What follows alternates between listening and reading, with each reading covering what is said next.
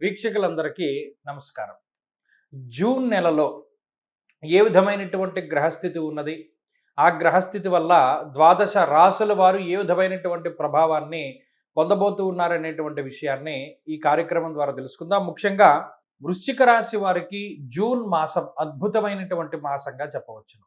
కారణం ఏంటి అంటే గురుబలం పెరగడం, అలాగే రవి యొక్క స్థానమందు మార్పు, కుజుని యొక్క స్థానమందు మార్పు, మిగతా గ్రహగతులన్నింటినీ పరిశీలన చేసి 5 గ్రహాలలో దాదాపుగా మెజారిటీ ప్లానెట్స్ ఈ వృశ్చిక రాశి వారికి అనుకూలంగా ఉన్నాయి.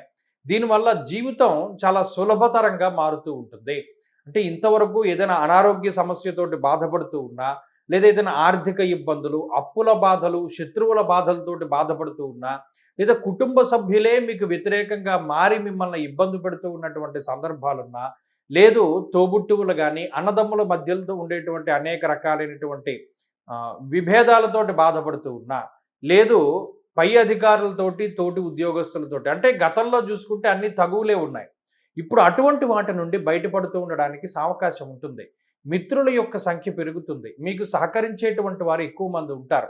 ఆరోగ్య పరిస్థితులు మెరుగుపడుతూ ఉంటాయి. ఆర్థిక పరమైనటువంటి సమస్యలు తగ్గుముఖం పడుతూ ఉంటాయి.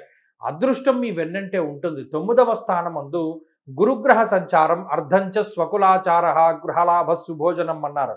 అలాగే ఏదైనా శుభ కార్యక్రమాలు జరగడానికి, వివాహాది శుభ కార్యక్రమాలే కాక మరేతరత్ర శుభ కార్యక్రమాలు, అలాగే సంతానాభివృద్ధికి, సంతానం అభివృద్ధి పదంలో ముందుకు సాగుతూ ఉండడానికి ఎక్కువ అవకాశం ఉంటుంది. 9లో ఉండేటువంటి గురువు పూర్వపుణ్యానికి కారణమవుతారు. అంటే ఏదైనా పుణ్యం వృద్ధి చెందించుకోవడానికి తీర్థయాత్రలు, పుణ్యనదీ స్నానాలు, దైవ దర్శనాలు, ఇటువంటి వాటిని ఎక్కువగా ఈ మాసంలో వృశ్చిక రాశి వారు ఆచరిస్తూ ఉంటారు. అలాగే సొంత తెలివితేటలు, సొంత ఆలోచనలతోటి ముందుకు వెళ్ళేటువంటి పరిస్థితులు వృశ్చిక రాశి వారిలో చాలా ఎక్కువగా కనబడుతూ ఉన్నాయి.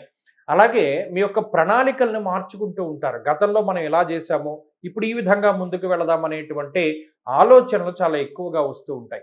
ఏదైనా జూన్ మాసంలో వృశ్చిక రాశి వారికి ఒక ఎదుగుదల, అలాగే ఒక స్థిరత్వము, ఒక పటుత్వము, ఇవన్నీ కూడా లభించడానికి అవకాశాలు చాలా ఎక్కువగా ఉన్నాయి.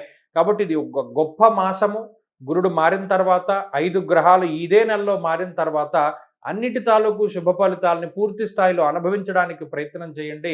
ఎక్కువగా దత్తాత్రేయ స్వామి వారి యొక్క ఆరాధన లేదా గురువు యొక్క ఆరాధన చేస్తూ ఉండడం ద్వారా కూడా ఈ మాసంలో మంచి ఫలితాలను పొందగలుగుతారు.